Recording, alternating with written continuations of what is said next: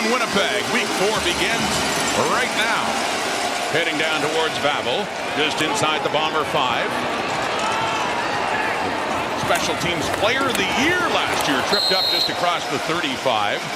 Kobe Williams in on the tackle there for Edmonton. Zach Collaros coming on, 14th year out of the University of Cincinnati, and hard to believe his 7th year with Winnipeg. Yeah, of course, you go back to 2019, Zach Collaros, a late season pickup, having bounced around a little bit in the previous year, replaced after an injury in Saskatchewan by none other than Cody Fajardo. Fajardo went on to a terrific season, MOP finalist.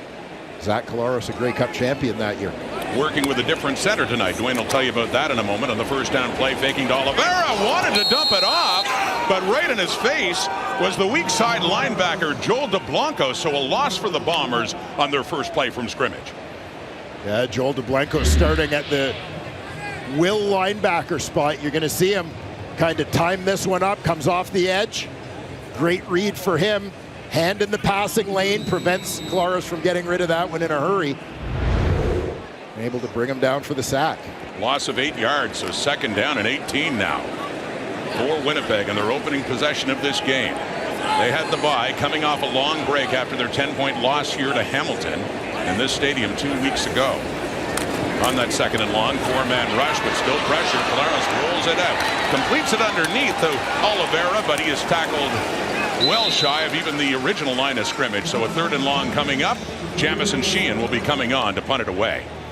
And you just get a great sense of second and long, how down and distance just played into the defense's advantage here.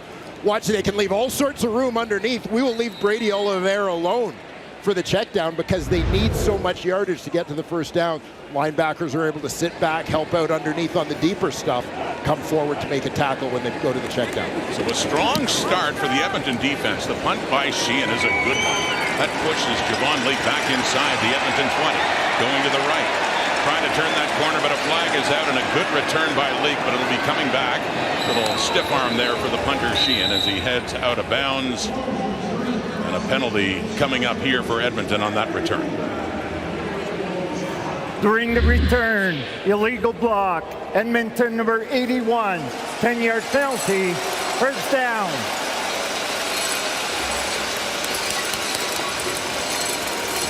Zach Mathis, the one who's flagged for the illegal block.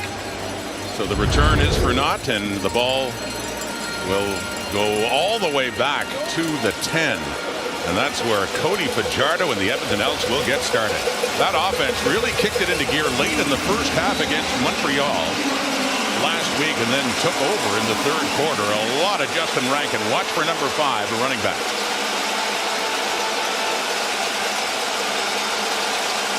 Opening possession, Elks. Faking to Rankin, throwing right away. It's caught 2 over the middle. Big first down. Austin Mack, who had a touchdown catch last week in Edmonton against his old team, and a 20-yard pickup. Yeah, and you talked about the threat that Justin Rankin represents in that backfield. Edmonton starts this game with 6 offensive linemen, fake to the running back. That's going to hold the linebackers down close to the line of scrimmage. Basically, Cody Fajardo's just putting it over the linebackers' heads. Dumping it in there to Austin Mack. Well, you know the Bombers will be very cognizant of Rankin, who has the ball now. And works it outside for a big pickup right away. Picking up from where he left off against the Alouettes last week as he finally heads out of bounds.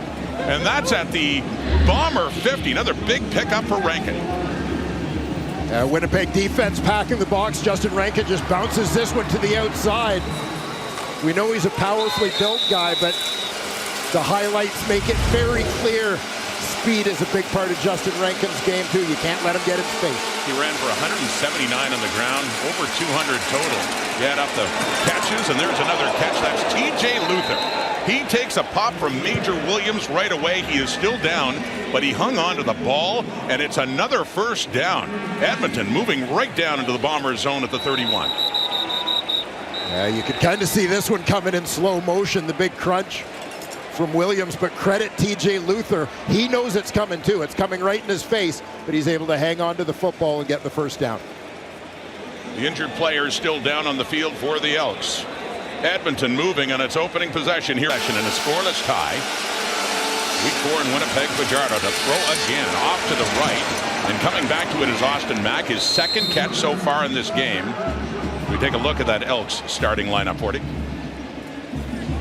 Yeah, along that offensive line, Jordan Murray, one of 3 former Hamilton Tiger Cats, starting on that O-line along with David Beard, Brendan Bordner, and Austin Mack, who's been busy in the early going here. 1,154 yards for him, a career high in 2023 with the Montreal Alouettes, and his quarterback was none other than Cody Fajardo. Those two reunited this offseason. Well, they've hooked up twice so far this season, one each game for a touchdown, and back to Rankin. A big one, 20+ on his opening carry, and that one he works it down to the 20. Another first down as this Edmonton drive continues. And taking a look at this Bombers D, Kydra Jenkins had a late season audition with the Bombers, now starting opposite Willie Jefferson at defensive end. Former Edmonton Elk Tony Jones has been terrific at the will linebacker spot, and Evan Holm at the wide side halfback spot. Winnipeg's top defensive player a year ago, led the team with 4 picks. From the 21, faking to Rankin and swinging it out the other way to Javon Leake. His first touch on offense, and another good pickup to get another first down. It'll be a 1st and goal coming up. This Edmonton offense impressing the way it did in the second half, especially against the Alouettes last week. Yeah, and what really stands out as you watch the Edmonton offense is how really everything runs through Justin Rankin. This is a guy who over the last season and a half has established himself, as you said earlier, Rod, as one of the most explosive players in the Canadian Football League. The threat that he presents is going to create opportunities for other players. In that instance, it's Javon Leake. 1st and goal from the 5, Edmonton Elks. The toss right to Rankin, turns it back, and works his way into the end zone for the Edmonton touchdown. Just like that for the green and gold. And they take the lead here in Winnipeg. Justin Rankin with his 4th rushing touchdown this season already, and we're early in game 3. Yeah, you get a great look at the cutback here from Justin Rankin. Remember, he demonstrated the speed on that outside run earlier, threatening the edge. So when he starts going sideways, everybody on defense is flowing laterally. And that gives him a great opportunity to use their... And Vincent Blanchard with the point after a 7-play, 100-yard. Time to hit the bike. Fajardo 4 for 4, by the way, for 62 yards in that drive. So Edmonton football, Trey Babel again in a 7-point hole, and a good return going here. Across the 40, Justin Pace finally hauls him down up at around the Winnipeg 44. Help there from Isaiah Knight as well. So Zach Collaros 1 for 1, but faced a lot of heat early on from that Edmonton defense. Yeah, right from the opening play, Edmonton able to get to Collaros. So Winnipeg, after a quick 2 and out, looking to reset and restart here. From the 44. And going to the ground to Brady Oliveira. Heard in the pregame show from Danielle Bain the influence Oliveira's had on Rankin's game as he had studied his style of play. Here's the change we're talking about, 40 with Winnipeg's offense. Yeah, Pat Neufeld, a late scratch from this one, so they shuffle. Tyler Ellsbury moves from center to guard. Tui Eli starts at center in that receiving core. Tommy Neal, free agent acquisition from the Saskatchewan Roughriders. Career high in his last outing, 7 catches, 111 yards. 2nd down and 6 after that 4-yard pickup by Oliveira. The pass is caught. It's a first down over the middle to Nick Dembski. The veteran out of the University of Manitoba gets it all the way to the Edmonton 45 and a first down Bombers. Yes, and notably catch number 501 of Nick Dembski's illustrious career. You know, this guy is terrific.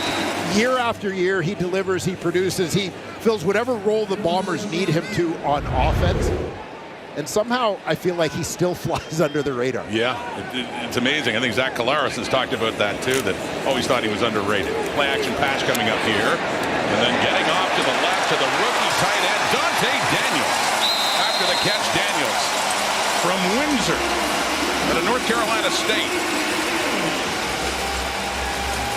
Yes, sir. Dante Daniels, a second-round pick for the Bombers this year. You're going to see him coming in motion. He's going to come across the formation and slip out into the flat. Hailing from, as you mentioned, Windsor, Ontario, tight end city. Yeah. By the way, the home of New York Giants tight end Theo Johnson, and of course, Luke Wilson. I think Luke's got that all tracked. Dante Daniels. Ball comes out on that carry.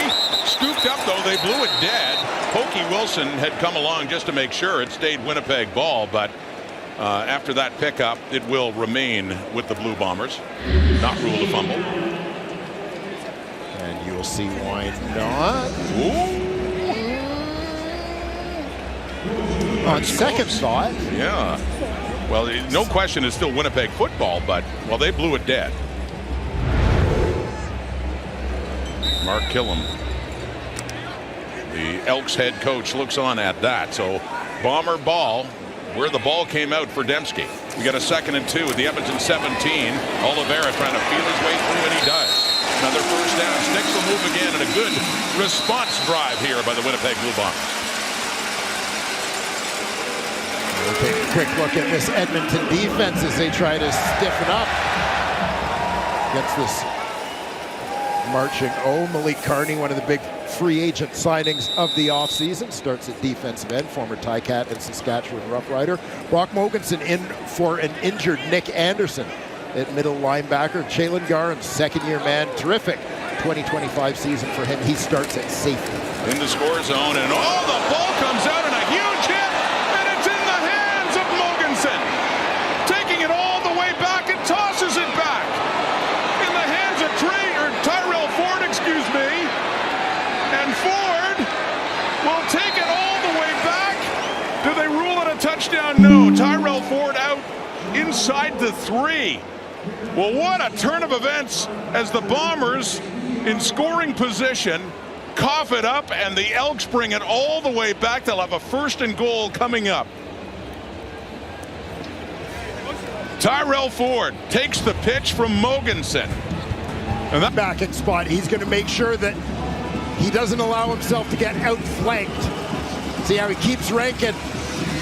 Tries to keep him on that inside shoulder as Rankin starts to accelerate. Gets a half step on Ayers, but Ayers able to keep hands on him, not let him escape to the outside. Terrific defensive play. So Tyrell Ford nearly had the defensive touchdown. Now with the offense out and a 2nd and goal, but back at the 8 now after the lost yardage. Fajardo into the end zone. No, intended for Brendan O'Leary Orange, but a flag is out as well. Evan Holm on the coverage, and he just couldn't hang on. So we'll wait and see what the flag is all about. Holding Edmonton number 53. That penalty is declined. It will be 3rd down. So with the drop in the end zone, they choose to decline it and just let the Elks bring the field goal team on.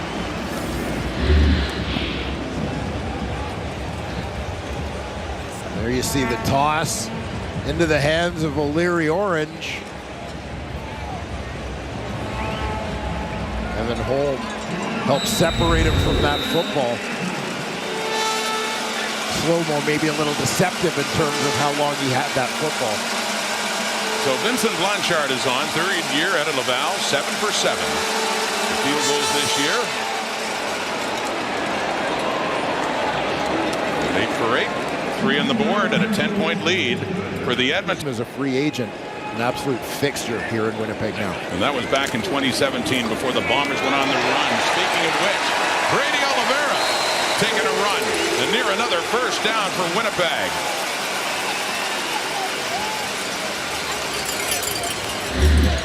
And we'll take a look at the latest Brady Oliveira run behind that big physical Blue Bomber offensive line. Look at the movement, driving everybody to the right side of your screen. Creating an absolute gash there for Brady Oliveira. He had 8 carries for 32 yards 2 weeks ago in their 2nd game. Pick up there. Near a 1st down. It's fumbled, though. It's Bryce Perkins, the short yardage quarterback, and fumbling the exchange and then trying to lunge forward to get the yardage. That was a 2nd down play. So that works well for Winnipeg, that they didn't lose the ball and they still have a down to play with if he didn't make it. But he did make it, and it is a first down. All's well for Winnipeg now. So we saw the big fumble recovery in return from the combination of Mogensen and Ford for Edmonton on the Oliveira fumble earlier, but that is 3 fumbles in this football game already for the Winnipeg Blue Bombers. Just fortunate to be able to recover 2 of them. And one of them they had blown dead earlier on. One of the ones that they did recover. Play action pass coming up in a 1st and 10 from the 41. Being chased and throws it away. In hot pursuit was Noah Taylor and Malik Carney in his first year with the Elks, bearing down there on Collaros. And there is Pokey Wilson. Ontario Wilson now leaving the field. One of their wide receivers. One of their top ones too. So that's certainly a big loss for this Winnipeg team. A guy they really count on for an even bigger role this year, as there's been kind of an exodus from their receiving core over the last couple of seasons.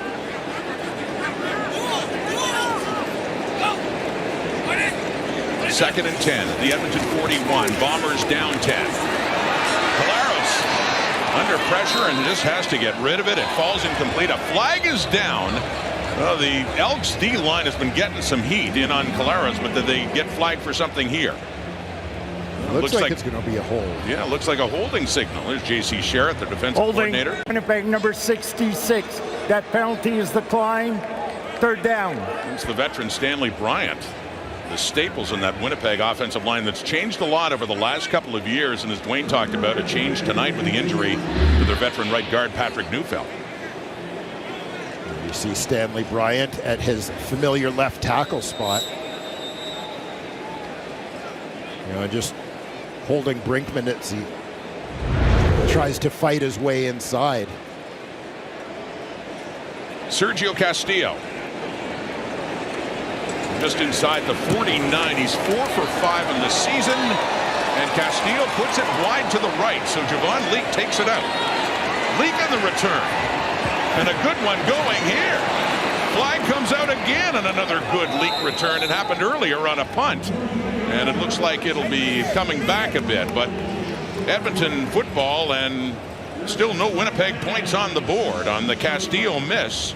Now 4 for 6 on the season, and the Bombers will go to work, or the Elks will go to work again on offense with a 10-point lead. During the return, holding Edmonton number 13, 10-yard penalty, 1st down.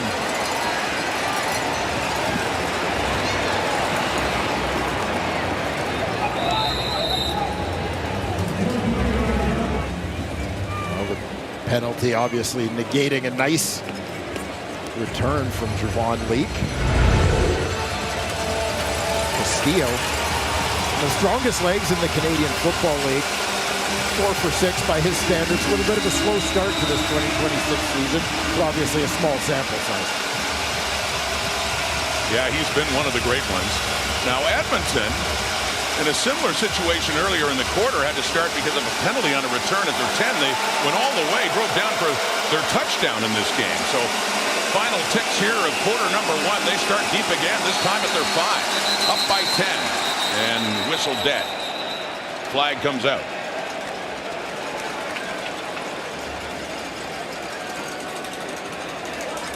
Time count violation. Edmonton number 7.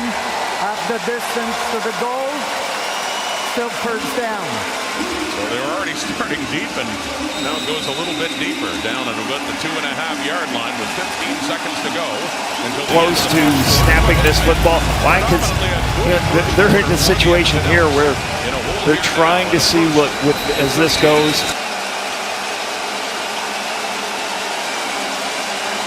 Faking the handoff, rolling to the right, and then down to the right, looking for Keon Julian Grant.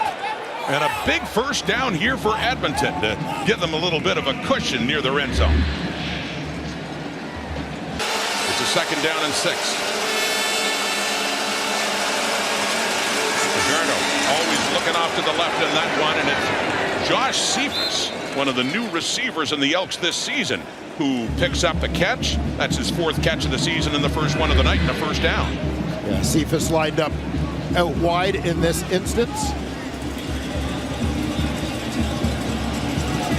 Just a quick hitter, gets those two receivers inside of him, pushing upfield, trying to create a little bit of space for him to work underneath. Cephas, first year at a University of Texas San Antonio. Fajardo to the left again, to Cephas again, and pushed out by Major Williams. Another good pickup on first down, but 8 yards, second and short ahead. Oh, Cody Fajardo mixing things up a little bit offensively. Cephas once again lined up out wide, right at that 30-yard line.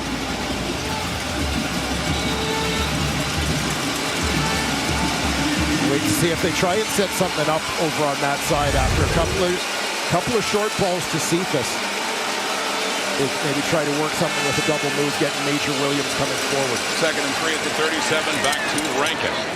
And a short carry by his standards, but looks like it is enough to move the sticks again. Another first down for Edmonton. As you say, short one by Rankin's standard as he comes in averaging close to 10 yards a pop.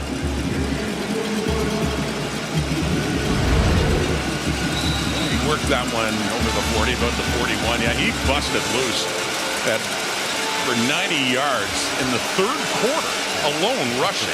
Just a ridiculous game against the Alouettes last Saturday at Commonwealth. First down, back to 5. Rankin finds some space. Here we go again. That's another one for Edmonton's Rankin file. Another big trot for Justin Rankin. And they waltz into the Winnipeg zone now with another big first down to the 36 of the Bombers. Yeah, and you heard Danielle pregame talking about one of the things Justin Rankin has learned from watching Brady Oliveira is patience. This play is a perfect example. Just that delay allows his blocks to set up in front of him. Then once he hits the hole, accelerates. The kind of shifting gears. He's kind of got it in a glide as he's waiting for his offensive linemen to get to their responsibility. He has 7 carries for 73 yards. Thanks to him, Fajardo looks deep and down near the 5. Keon Julian Grant, they fight for it, and it's his football with Evan Holm right there. Fajardo strikes again to Julian Grant, and we have a first and goal, Edmonton. From an offensive point of view, I love the concentration on this play of Keon Julian Grant because he is in a battle for position as this ball is coming in. But you see him kind of holding off Evan Holm a little bit, but still able to reel in that ball. It's coming in low by the time it gets there. But boxes out the defender, stays with it. Fantastic catch for Julian Grant, who set a career high in receiving yards last year. Go, first and goal. Fajardo keeps after the fake, and he picks up a yard or two, taken down by Kydren Jenkins there. Fajardo was the one that scored the winning touchdown in overtime to beat the Alouettes last Saturday in Edmonton.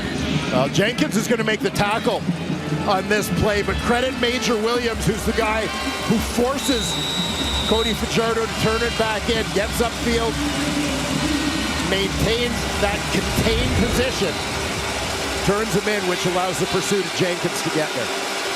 Second and goal at the Winnipeg 2. Elks. Rankin waits.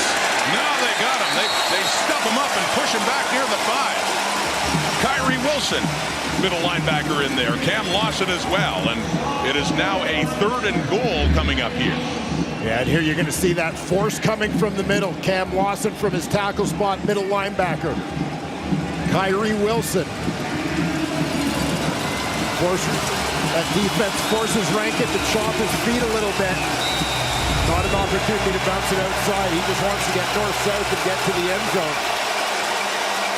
Well, they're between the 3 and 4 yard line, and this is it. Touchdown or bust for Fajardo. Third down, rolling right, end zone look. It is caught, but it is not a touchdown. It is Luther with the ball. He came back for it. And it's a turnover on downs, and a big one for the Bombers, trying to stay in this game. But sometimes you'll see on the jump You lose that ball security as you take the ball away from your body a little bit. That one springs free. Joel DeBlanco, Edmonton's nominee as most outstanding Canadian a year ago, former #1 overall pick with the recovery. Here we go, and a shot for the end zone right away from the 30 and nearly for Cephas.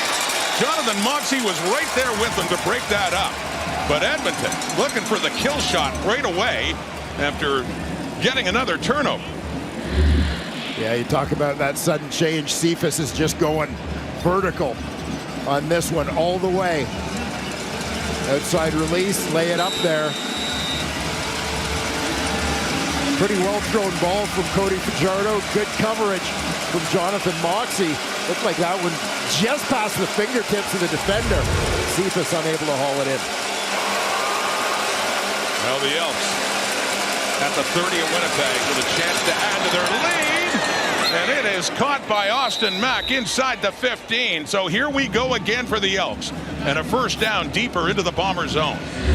And you talk about throwing the ball into a window. That's exactly what Cody Fajardo does on this one. Anticipating Austin Mack breaking in between those two defenders. Fajardo puts it on the spot for an Edmonton first down.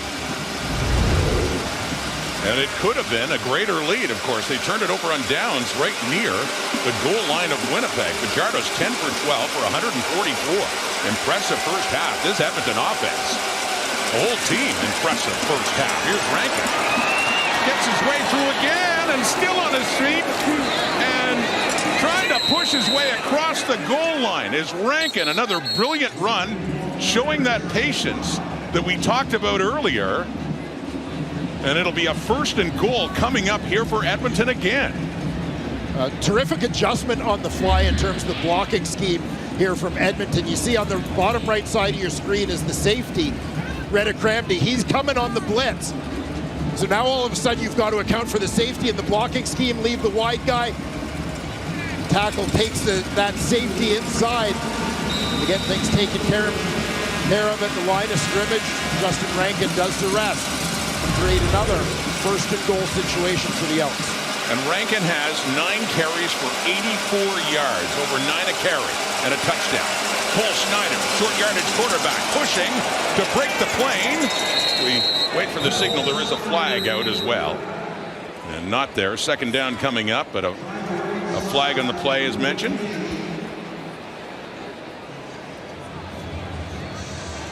It's 9.3 a carry, by the way, Ron. 9.3 yes, for Rankin. 9.3 repeat for the mathematicians at home. And coming in 9.1. Defensive offside. The defensive line did not give a yard. The ball will be placed at the 1 yard line. Still first down. Not second down against the Bombers. So first and goal a little bit closer. And there you see hands within a yard of the football.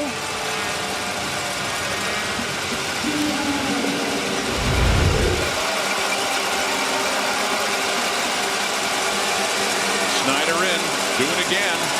Straight ahead, pushing, still pushing across. And waiting for a signal along the line. Just had to break the plane. Elks think they have 6 points. They discuss.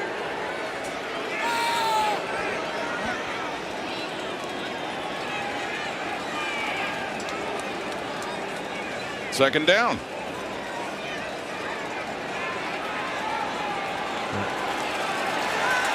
Mark Gillum to know what's going on. Have another look here. Does he break the plane? Snyder on the move. We can't really see the ball, but realistically, look at where he is. Yeah, I mean, unless he lost his footing and a knee touched down early, but he looks like he's in.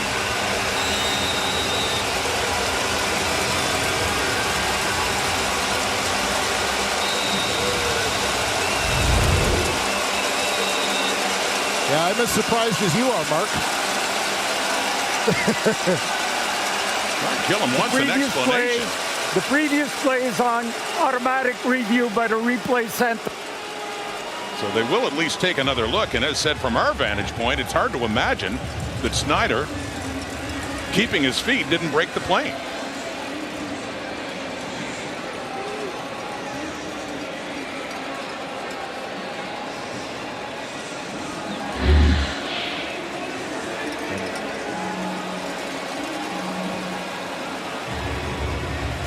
Mark told us on Zoom calls this week that he's keeping his emotions in check. He's trying to tone it down on the sidelines this year.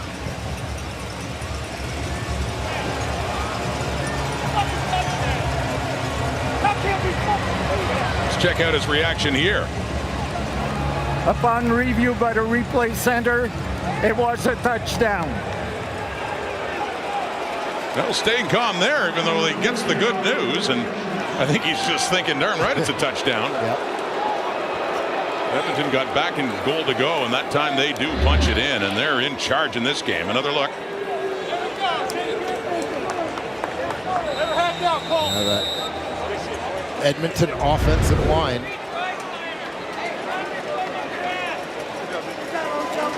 Fast becoming a strength for this team. Certainly have been tonight. Blanchard, the point after. They fell behind. Edmonton did 13-0. But you look at the recent starts and how different this year is looking so far. Even tonight, with a 17-point lead, trying to go for 3-0. The first time since 17. And that's Michael Kresik on the return. And there is a flag out on that return. Down 17 points with 6:21 to go until halftime. All Elks so far in this game. Vavel and Kresik back to try it all again, this time from the 25 for Blanchard.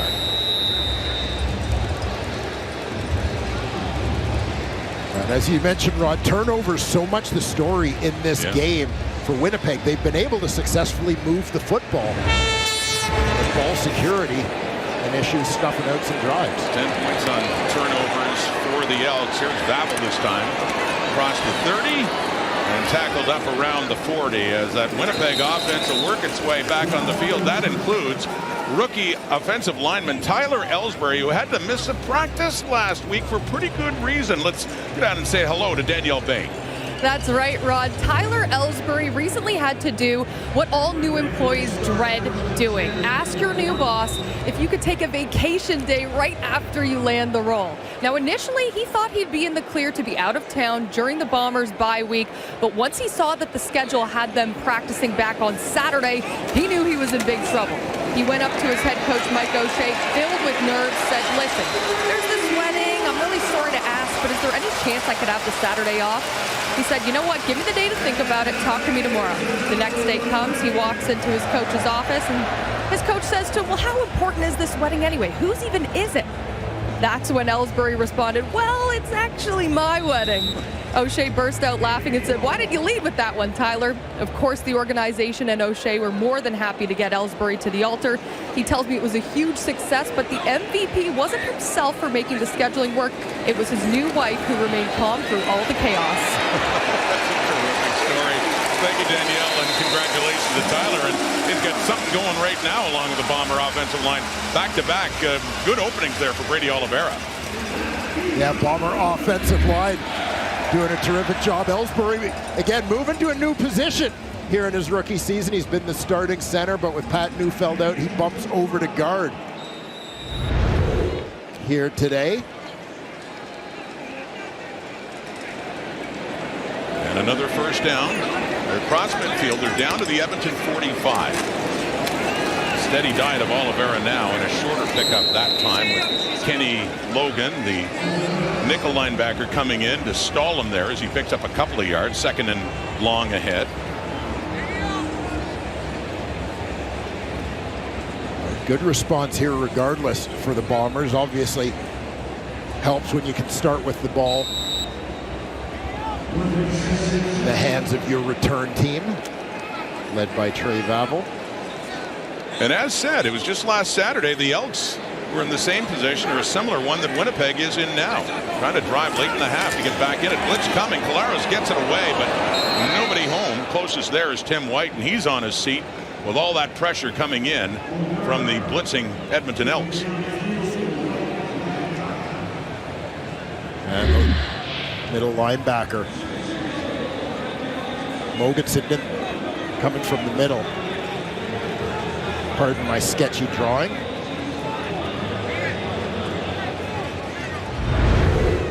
They were bringing some heat. It was Logan that got the contact on Collaros, so Sergio Castillo, who missed one earlier from a slightly shorter distance. He'll try this one from the 50, but centered up and has the big leg, being put down by Jamison Sheehan, but not like Castillo, as he's missed another one here, and the Bombers are still denied points. And a good return out of the end zone for Mark Killam, a longtime special teams coach in this league. Very animated too on that Calgary sideline all those years with the Stampede. Fajardo handing off Rankin, adding to his totals, getting closer to 100 before halftime. Just pouring it on. He had 84 yards rushing heading into that carry. And in the grand scheme of a CFL game, as you alluded to. Game, yeah. First down, Edmonton. Yeah, terrific chemistry we've seen between Julian Grant and Cody Fajardo. Again, much like Austin Mack, dating back to their time together in Montreal.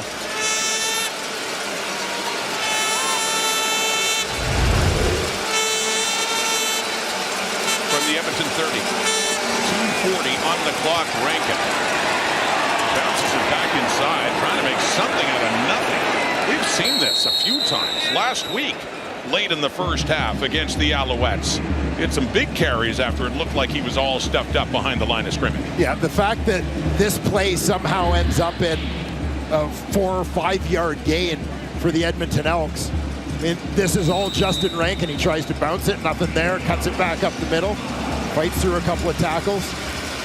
And this looked like tackle for loss all the way, but Rankin says nothing doing. Instead, it's a 5-yard pickup. Below his average, lofty as it is, but still 2nd and 5. And flushed out is Fajardo. Finally does toss it. It is caught by Cephas. As they discussed, he keep the feet in, but looking like another first down coming up here for Edmonton. They try to quickly get up over the ball. And interesting situation for Edmonton in terms of their lineup and their depth, as we're seeing young American receivers Cephas and Luther doing a pretty good job making some plays for them in the early going. They haven't had a healthy Joe Robustelli yet. No. And this is a guy that Mark Killam suggests was probably their best receiver in camp. Fajardo. Rankin adding to the receiving totals, which have been considerable as well for Justin Rankin coming in, and a few more yards there. 1:56 on the clock. You'll see Rankin just to your left. The quarterback Cody Fajardo. Little check release.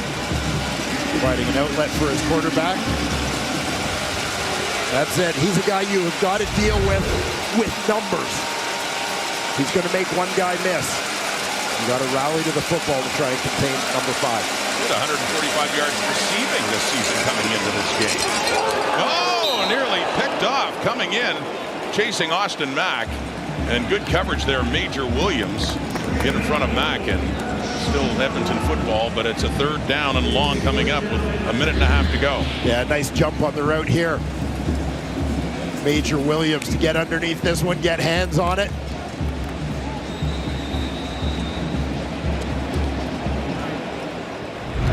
Nearly an INT. And the turnover that the Bombers would desperately need here late in the half.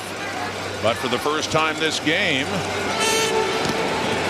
we see Jake Julian, the punter for Edmonton, and coming in, bouncing off Babel, live ball, and he does get it back. That was dangerous. It bounced off him, and it's DK Benum, Justin Pace coming in, and special teams, and nearly another turnover committed by Winnipeg. A couple of their draft picks from the last 2 seasons.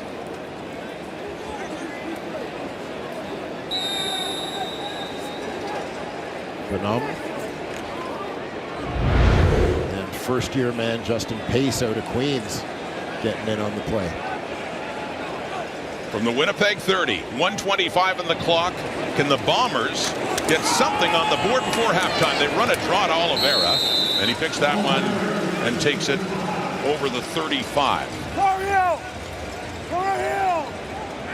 Joel DeBlanco in his 3rd year, former 1st overall pick in the CFL draft a couple of years ago. DeBlanco With injuries in the linebacking core last year, found his way into the starting lineup, made the most of it. As I mentioned, ended up being Edmonton's nominee as most outstanding Canadian a year ago, and showing no signs of being willing to give up that starting spot now. 2nd and 5 now for Collaros. Gets rid of it, nearly intercepted. In and out of the hands of Kobe Williams. A flag is down. The intended target had fallen down, Tommy Neal. We'll see what this flag is all about. We're under a minute to go until halftime. Defensive pass interference against Edmonton. It's going to be a 10-yard penalty. Automatic first down. So it wouldn't have mattered had Williams hung on and got the interception. Winnipeg ball up to the 45 now. So you're going to see as Tommy Neal makes his break. Williams ties him up a little bit. I think he knew that flag was on him, which is why he wasn't too broken up about the missed INT. Like, whoops, no point in catching this. Not going to matter, right? 55 seconds. But 17-0 for the 2-0 Edmonton Elks here in Winnipeg.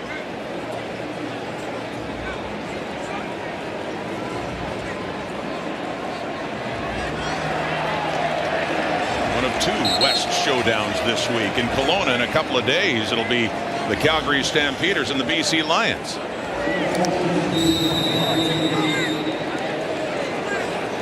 From the 49, under a minute to go. Collaros tried to just check it down to Oliveira, but it just isn't there, and frustration now for this Winnipeg offense as well. 2nd and 10. When you think about the Winnipeg Blue Bombers, so much of their identity centers around the physicality, the run game involving Brady Oliveira, but the more time that goes by that you're in a multiple score deficit in this ball game, the more pressure you feel to try and make something happen. Start trying to push the ball, you get into the passing situations, which to me so often are defensive advantage. Collaros throwing again over the middle, caught by Neal right near the first down. 46 seconds on the clock as they get it across midfield into the Edmonton zone. And it will be a 3rd down and less than a yard for the Bombers. Going for it now, of course, in short yardage. He just keeps it, gets the first down. 40 seconds on the clock, still plenty of time. Collaros staying in to carry that one. And obviously Winnipeg's with a first down is going to take a couple of opportunities to try and move the ball downfield. You're so often thinking as soon as you get in this territory, you're in Sergio Castillo field goal range, but Castillo 0 for 2 tonight. Collaros facing some heat and tries to get rid of it for Joey Corcoran. Throws that one low. He was about to be sacked as he was going down.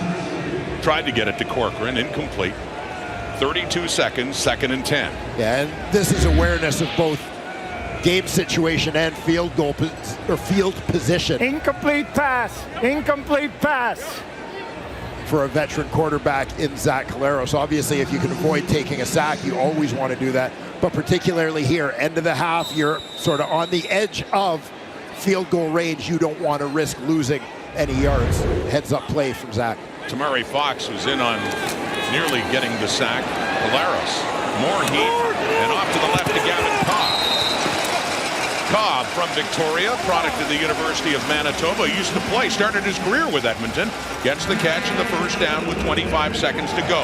They are in field goal range. Yeah, familiar field, as you mentioned, for Gavin Cobb. Finished up his university career here as a Manitoba Bison, but one of a handful of guys remaining who started his career at Simon Fraser University in British Columbia. Starting in the West Coast where he's from, and then some time in Winnipeg. And yeah, you see that angst of Sergio Castillo trying to calm himself down, looking like another possible field goal try to get him on the board this half. Tim White, one of the new additions, the free agent former Hamilton Tiger Cat, has that catch to get them a little bit closer. 19 seconds to go. And down to the 28 of Edmonton.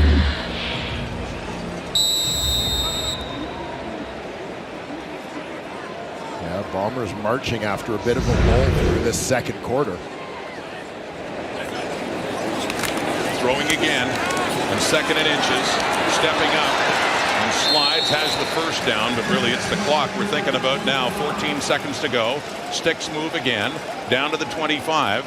And comparing the scenarios, you see Castillo again of the Bombers tonight and the Elks before their victory over the Alouettes. They were down 13, but they picked up a touchdown, a critical one, to get them back in the game late in the half. Bombers love to find the end zone. Caleros looking for it. Open receiver. There you go. Touchdown. Tim White. Winnipeg finally gets on the board.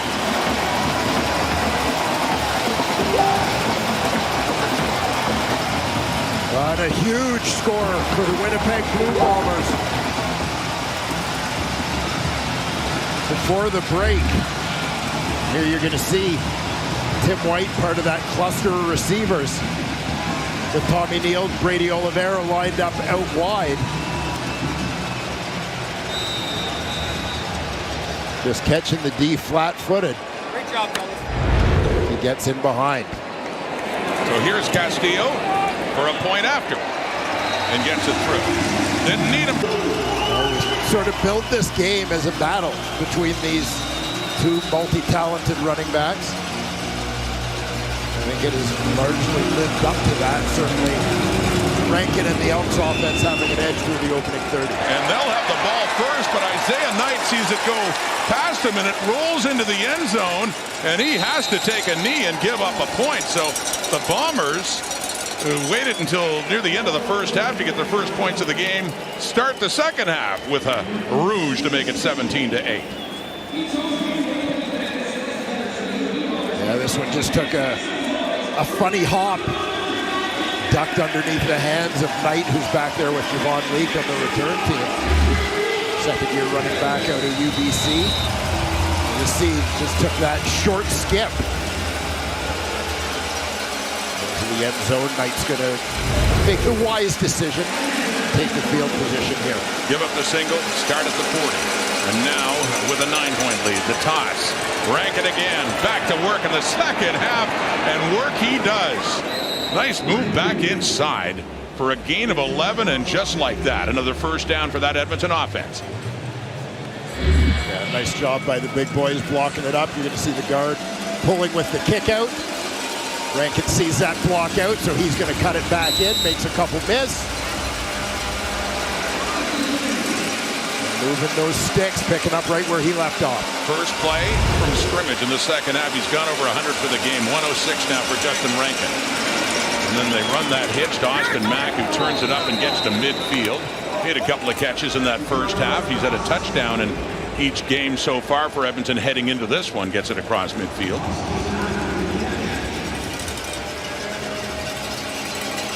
That quick passing game, including the slip screen to Austin Mack as they try to set up a little convoy of blockers out in front of him. Pretty decent job defending that time by the Bombers. Call that 4 catches, 51 yards for Austin Mack, just across midfield. Opening possession, second half. Edmonton leading by 9. And Fajardo slips through. I don't know how he managed to escape the rush, and he gets it, well, maybe a half-yard pickup for Cody Fajardo, but to no avail, not near a first down. Third down coming up, Jake Julian coming on. Watch at the bottom of your line, right side of the defensive line. Number 5, Willie Jefferson. Watch him use those long arms, explodes them, pushes Brendan Bordner off, makes his play to the quarterback. The sack numbers in recent years maybe not quite what we've been used to from Willie Jefferson, but still finding plenty of ways to impact the game. 1 sack on the season coming into this one. So Julian, the punter for Edmonton. Second punt of the game for him. Trey Vavel down at the Winnipeg 10. And he eludes a couple of tacklers before he goes down at the 20. Blue and gold. Coming up with the touchdown reception. Zach Caleros and Tim White, a couple of guys that have played for new Winnipeg offensive coordinator Tommy Condell previously in Hamilton. Setting up a screen. Oliveira takes it. And ahead of steam afterwards. as he gets it up to about the 25. By the way, for Tim White, that was his second touchdown catch at the end of the second of the season. Winnipeg.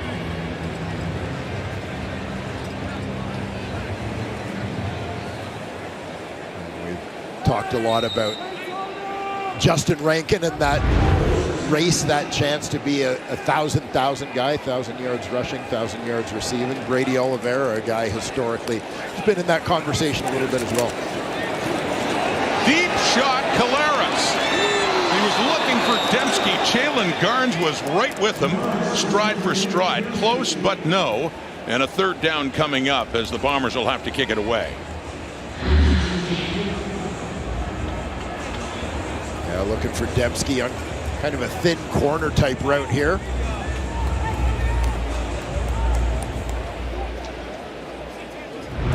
Nice job there by Jalen Garnes.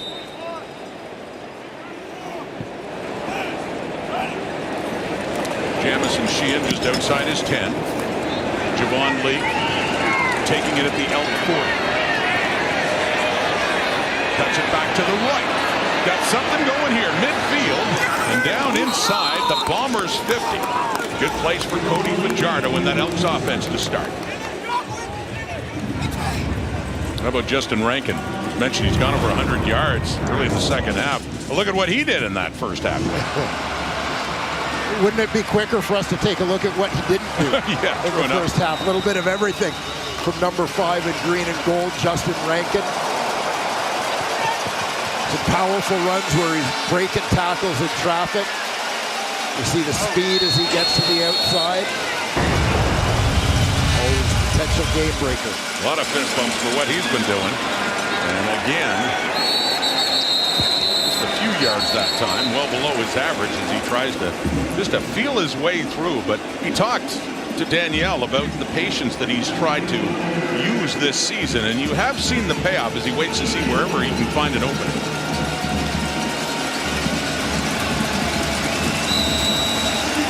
Michael Fletcher along the defensive front there for Winnipeg, and not much there for Rankin.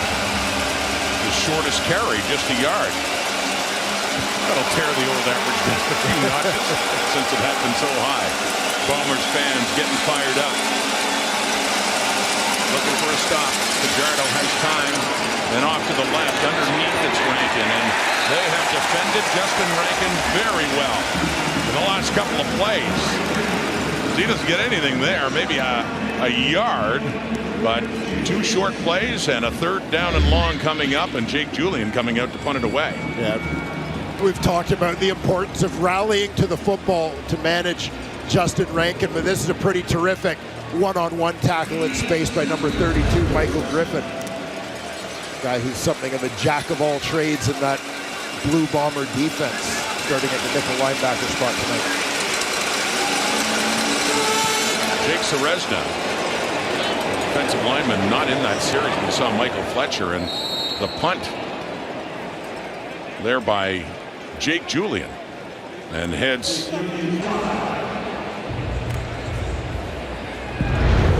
5 more for Oliveira to get his total up to 54. Already under 9 minutes to go until 3/4 time. Second possession of this second half for Winnipeg. Pressure coming. Collaros under heat. Ball comes out as well. And does this end up in the hands of the Edmonton Elks? It does. Another costly turnover for the Winnipeg Blue Bombers as Edmonton takes over around the Bomber 35. That heat was coming, and Collaros just could not get rid of it soon enough. Yeah, you're going to see the rush coming from that offensive left side, Noah Taylor. Beats the extra offensive lineman, Ethan Vibert.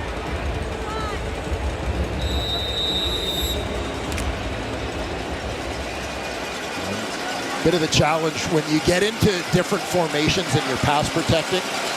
You're essentially asking a backup guard to block a defensive end.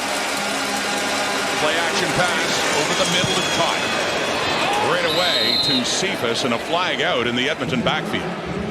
That would be enough for a first down pending the penalty.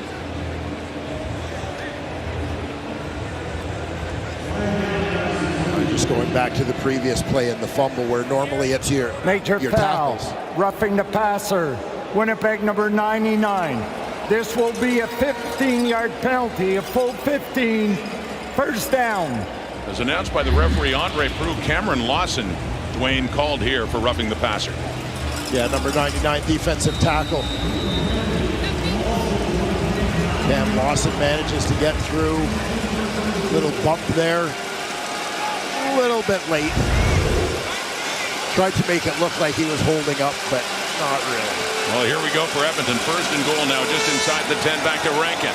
First through, ball comes out, and it looks this time like the Bombers have it in Dietrich Nichols. Oh, did Winnipeg need that after they turned it over again? This time, Rankin coughs it up as he was working his way through, and it's Bomber football. Another turnover in this game, and they will start at their 10. And the Bombers absolutely needed this one with Edmonton in kind of guaranteed points territory. Rankin, as he tries to bounce outside. See Michael Griffin again having an impact. Evan Holm holds him up. Griffin in pursuit gets a hand on that football. Pop it loose. The veteran Dietrich Nichols with the recovery. That's the second time the Elks have turned it over in this game. The other one on downs right near the Bomber goal line. So first and 10, and off to the right and throwing. Gavin Cobb, it comes out. Picked up by Logan and Kenny Logan Jr. No, they're saying no catch. They're taking it into the end zone. They thought they were letting it play out, but it's ruled no catch by Cobb. Just didn't hang on long enough. Yeah, just that quick slant.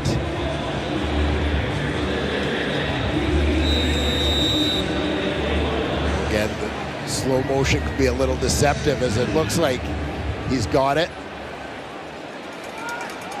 But there you see, not even a full step from the time the ball actually gets to him. We have a challenge coming up here from Mark Killam.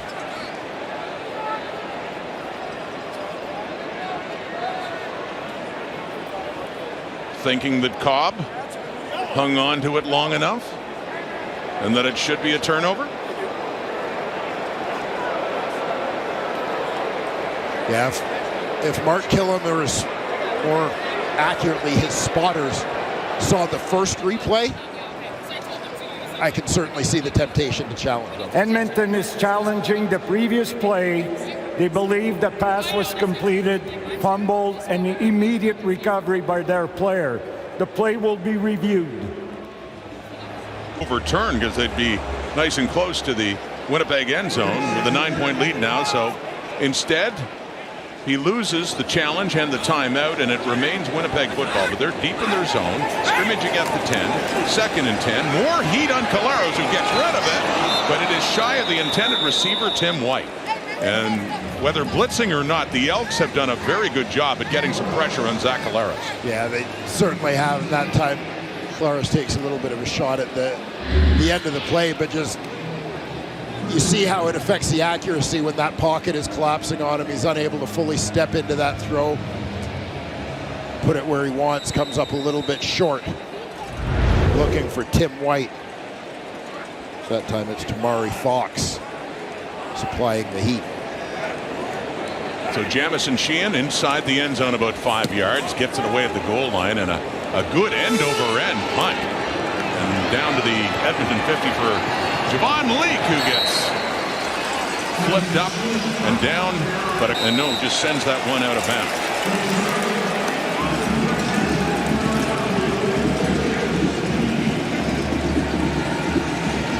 It seems like one of the few plays in this ballgame that hasn't been some sort of positive yardage for the Edmonton Elks offensively. Pretty consistent performance for them.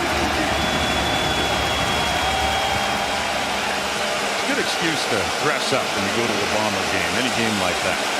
Faithful out. They've had so many sellouts here at Princess Auto Stadium. Back in this team, second and 10. Willie Jefferson trying to chase down Fajardo, who has to throw that one away. And another good stand by Jefferson. And that Bomber defense is a 2-and-out. And they started in Winnipeg's zone, but they're still going to have to punt it. Yeah, Willie J is the guy who gets this started, number 5 from his defensive end spot. Has Bordner a little bit off balance, going with the inside rush that time around. Forces Cody Fajardo to move to his left. The snap coming from Bradley Hladek, filling in for the injured Luke Burton-Cron. And then off the foot of Jake Julian. Trey Valley takes it out of the air. Gets it across the 10 and the 15 and the 20. And then Hladek, the long snapper, helping out Justin Pace with that. Focus on his game and gives him the motivation to try to bring another Grey Cup back to Winnipeg, guys. And Danielle, he's on the move again. Good second effort after it looked like they had him after about 5 yards, and tack on more yardage for Winnipeg's Brady Oliveira. Yeah, Oliveira looking to provide a spark for his team here offensively.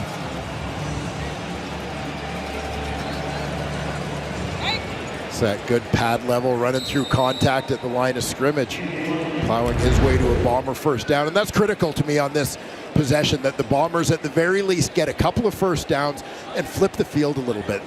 They've been playing basically this entire half in their end, with Edmonton playing short fields and playing with long fields offensively. Well, it's Gavin Cobb now who finally gets tackled there by Garnes. But another first down closer to midfield, up to around the Winnipeg 47 after that fake to Brady Oliveira. And Cobb takes it.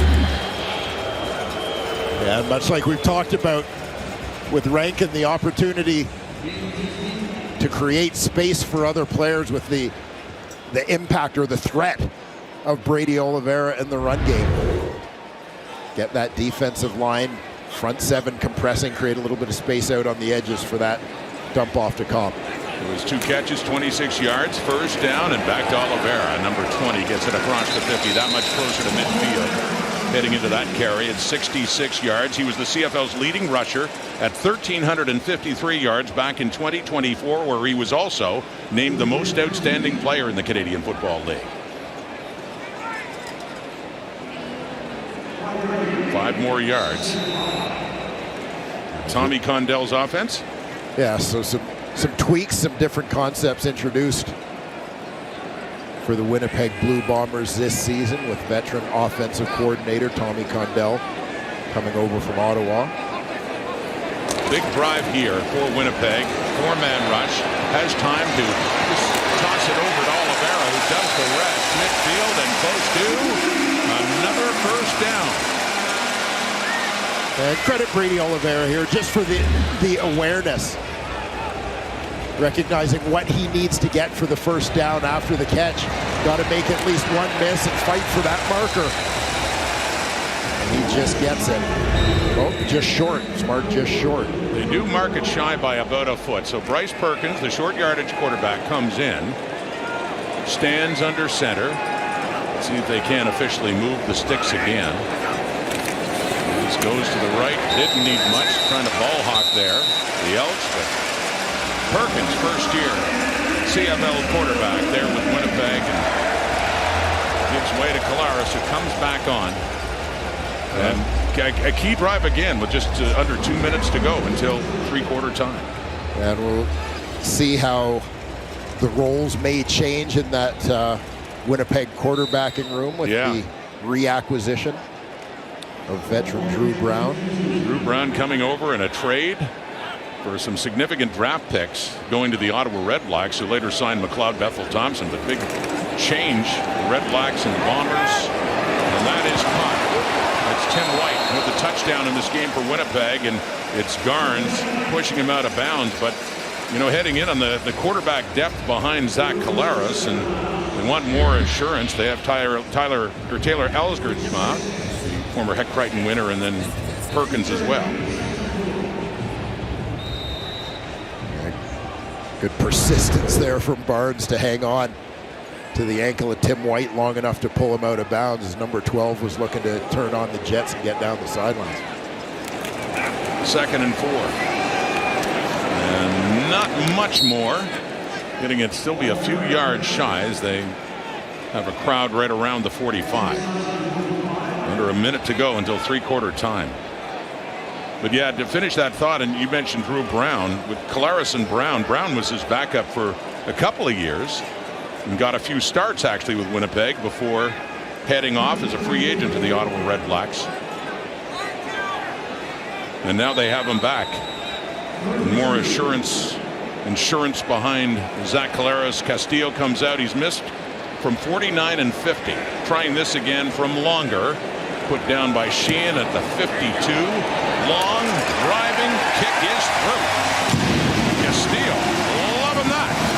After the way it went in the first half. It's more of what we're used to seeing out of one of the best distance kickers in the Canadian Football League. And a clutch one there from Sergio Castillo to finally make this a one-score ball game for the Bombers, who have sort of been held at bay, out of striking distance for much of this ball game after a quick start by the Edmonton Elks. Hit a few over 6. That's true. I mean, you're right. Edmonton's have been certainly costly. Kept this game close. It's 3-2 in turnovers. Winnipeg's copped it up more. Final quarter begins. One-score ball game into the hands of TJ Luther, who had a catch earlier and was injured, and Dietrich Nichols slow to get up as well now for Winnipeg. Well, that falls incomplete, and it's a third down coming up as the Bombers to get the ball back. Yeah, Edmonton just looking for a quick hitter right around that first down marker, but Dietrich Nichols, the veteran, reads it, times it up well to get a hand on that football just as it arrives. And Nichols, the veteran, with Winnipeg for several seasons now, remains on the field getting some attention. His 6th season out of South Florida. Yeah, you got a great look there at that drive to the football and just, kind of arching his back or neck a little bit on contact, I suspect is the issue for number 1 in blue and gold. Mentioned in his 6th year, 2-time All-CFL player, and I still remember in his first year, 2021 Grey Cup, when Hamilton was driving down to win it, Jeremiah Masoli trying to get it to Jalen Acklin, and it was Dietrich Nichols making the play at the goal line. Ultimately, in overtime, the Bombers prevailed. The start of a pretty good run for this has. Winnipeg team. First of 5 straight trips. Second, I guess, of 5 straight trips. I guess, yeah, counting 19 with, Yeah, he was used to going to Grey Cups. One of those other Bombers, too. A run that finally did end last year. There's a run by Julian. Pavel coming in at the 15. That Elks defense has been providing constant heat. Jordan Williams, who forced a fumble of Brady Oliveira back in the first half, has that play. Yeah, Jordan Williams down in that 3-point stance from his defensive tackle spot. Former Toronto Argonaut working the twist with Brinkman. Brinkman occupying a couple of defenders in there to help free up his buddy. He's the penetrator going first. Williams, the looper, coming all the way around to go free. 3 sacks in the night for the Elks defense. Coming in, they only had 1 in their first 2 games. Rising up against Collaros, and that offensive line for Winnipeg throwing here. Along second down and trying to get by is Tim White after that catch. Trying to elude Nick Dembski on the catch there for the Bombers. Mogensen getting the start in the middle of that Edmonton defense. Yeah, you'll see Dembski starting off just at the left side of the formation, coming in, giving a look like he's going to block. Chip helping out on the D end. Release out to the flat, able to make 1 miss, but Mogensen sure with the tackle. Well, this second half has belonged to both defenses. As mentioned, only 4 points scored. High snap, and he does get it away. Sheehan, good job to get that punt away with some pressure coming in. Javon Leake, the 50, another good place to start for the Elks offense near midfield. But as said, good here tonight. The other 2 had for Edmonton. They get the ball back, 6-point, and he looks down the field and nobody home. Closest receiver there is Keon Julian Grant, well away. 2nd and 10 coming up. Sorry, before I was distracted by the guys going tarps off there in the stands. I was just going to say, you've got a 1-score ball game, and you just wonder, with the ball security, the turnover issues, etc., there might be one of those kind of plays that ends up determining the outcome. in this ballgame. Well, you look at the stat lines now. Fajardo, 191 yards passing. Rankin, 106 yards rushing. Those are close to first half numbers. They haven't done nearly as much here in the second half. Pressure, and Fajardo gets it to Rankin, though. A reception for Rankin, and after the catch, does some good work to get it across midfield, but it is still short of a first down. A punt situation from an Edmonton perspective here, an opportunity to try and pin Winnipeg deep. The good directional punt from Jake Julian. If their cover team can get down there and contain Trey Vavel, we know that is a task easier said than done with the CFL's reigning most outstanding special teams player returning. And the Bomber defense has done an excellent job this half to slow that Edmonton momentum. It's Vavel now. Talk about special teams, and a good return. He gets hit hard by Cordell Jackson, but he's tackled down across the 40. A good return there for Trey Vavel. Well, listen, you hear us talk all the time in the Canadian Football League about directional punting, right? You're trying to get that ball ideally kind of between the numbers and the sidelines, certainly cutting down the field that you have to cover by directing it. Man, this ball's dead center. And Trey Vavel takes advantage because there's so much uncertainty for the cover team. They've got to spread out that much more. Vavel takes advantage of those wider lanes. Winnipeg football. Bombers down 6 points. Plenty of time here in the fourth quarter. Toss inside and the sweep there for Tim White. Rounds the corner, and not a bad pickup on first down. Second and about 5 coming up here for the Bombers.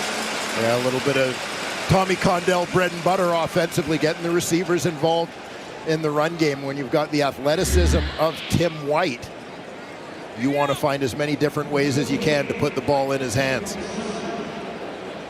And call that a gain of 7 actually for White. Good pickup on the first down. The former Hamilton Tiger Cat in his first year in blue and gold. Had been with the Ticats since 2021.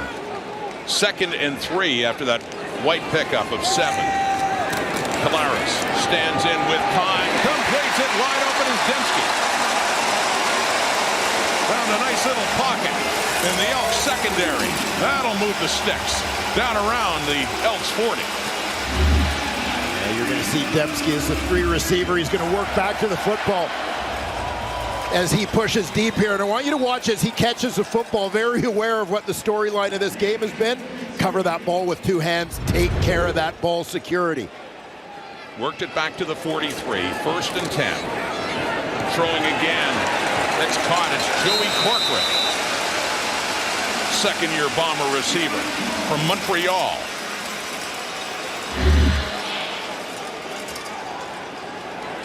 Yeah, again, Ontario Wilson out of this football game. Just given Joey Corcoran an opportunity to play some more snaps.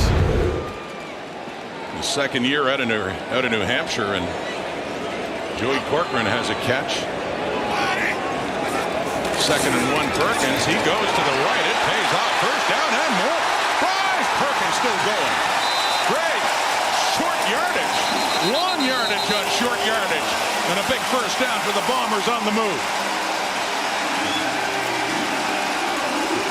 Yeah, you want to take care of business first, certainly, in the short yardage game. Get the first downs when you have the opportunity. But I love creative play, unpredictable opportunity here. Brady Oliveira sneaks to the outside. He's going to help seal the edge for Bryce Perkins to take this one out to the outside and pick up a big Winnipeg Blue Bomber first down. A delay between plays with an injured Elks player down on the field, right around the Edmonton 15. The ball is down to the 14 of the Elks, and the Bombers getting close to having a chance here to take the lead for the first. Nice little twist on the short yardage play, getting to the outside, putting his team in scoring position. Converted on the third down and then some, all the way down to the 14 of Edmonton. Looking for a shot at taking the lead. Collaros stands in with time, and off to the right is caught in space. Oliveira breaks a tackle, gets near the goal line. Brady Oliveira, and the touchdown Winnipeg.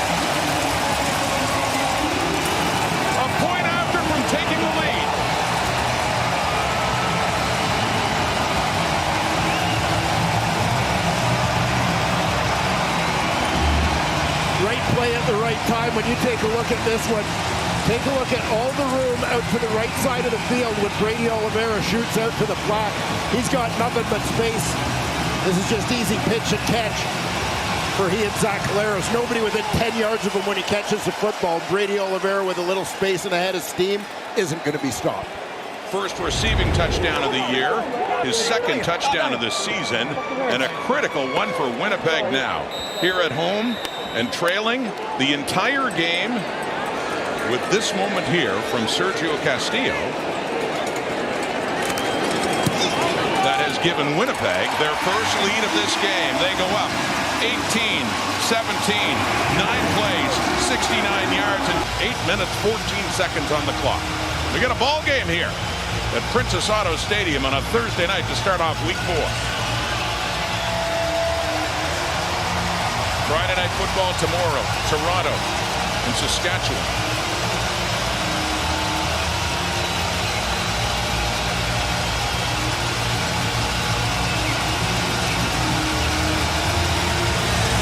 Castillo with the kickoff. The Bombers with the lead, and Javon Lee with the ball at the Edmonton 10.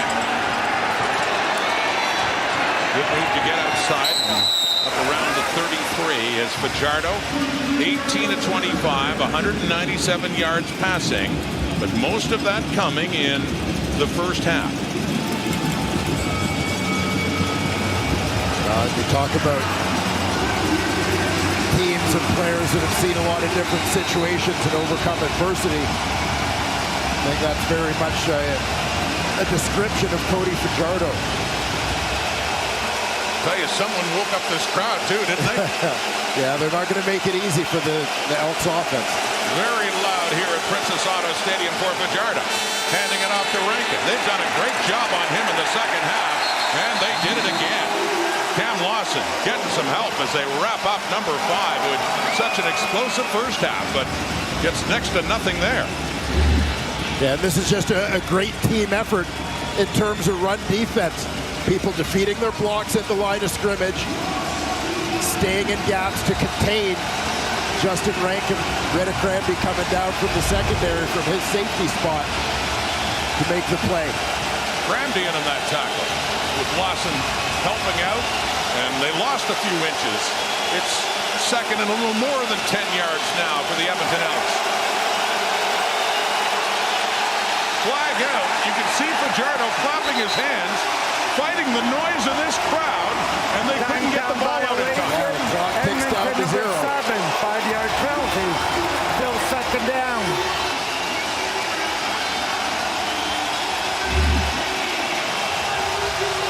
There you see, looks like Cody, you see him clapping his hands. He knows time's running out, but just unable to communicate clearly to the guys up front. And that just fuels this stadium to make more noise now. On the 2nd and 15, Fajardo steps up to escape the heat, and then throwing and caught and catching it is Brendan O'Leary-Orge. A nice play to diffuse this energy too here in Winnipeg by Fajardo, stepping up, completing that pass.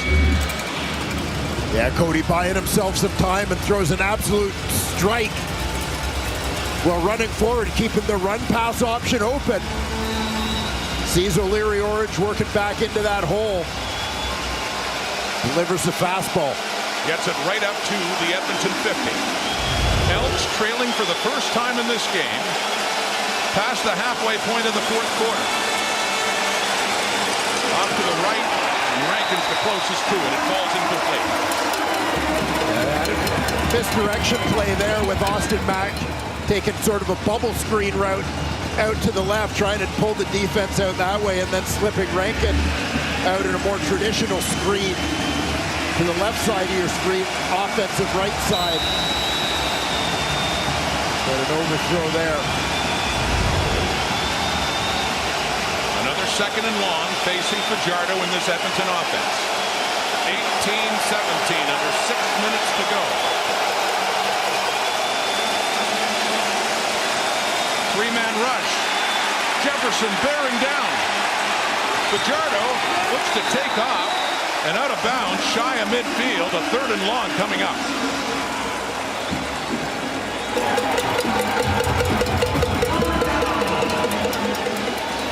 As the Winnipeg Blue Bombers gain momentum, so too do their fans. Willie Jefferson, quick swat to the inside.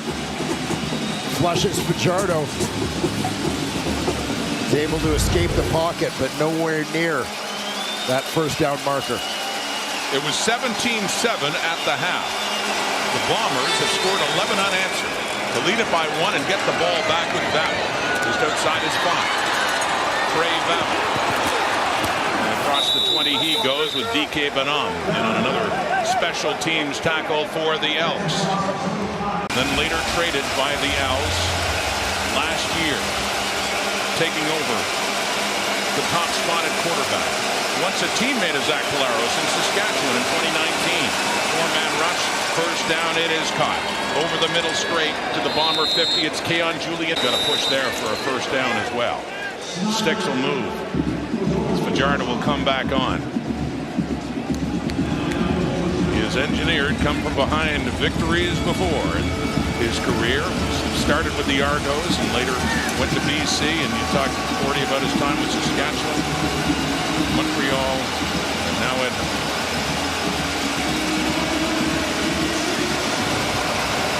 The Elks offense on the field. They're making some noise here in Winnipeg again. 2:45 and counting. 1st and 10.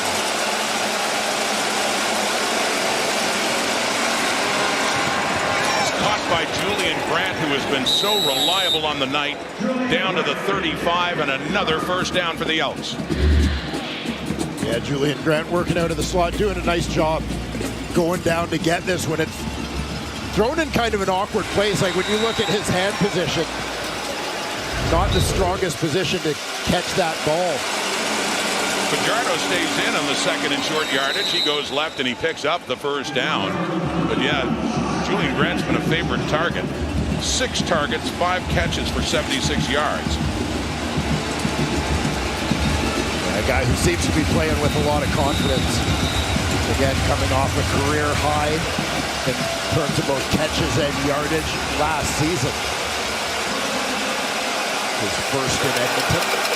They're certainly in range to take the lead again. Got a 1st and 10 at the Winnipeg 32. Still lots of time. Throwing quickly to Julian Grant again. Just fires it in as he gets it inside the 30 and 2nd down ahead. Inside the 25. Get to your spot, sit it down. Cody knew he was going to KJG all the way. Fajardo in again and running. And it looks like he picks up another first down. Indeed he does, down closer to the 20. Yeah, Edmonton doing a pretty good job here. Again, situationally, eating up the clock. They feel like they're in a pretty good position to put some points on the board. At this point, part of the consideration is giving Winnipeg as little time as possible to respond. 146 and counting, but you're right. Sure, they'd love a touchdown, but they'd love to just work this clock down. Even if it means a field goal, that's just fine if they can get it down near the 0. Throwing again. That is caught. It's Austin Mack. He had to regroup to make sure he had the handle on the ball, which might have cost him a couple of yards. He turns it up and gets it inside the 15. Yeah, very nearly a drop here, but Mack stays with it. Timeout, Winnipeg.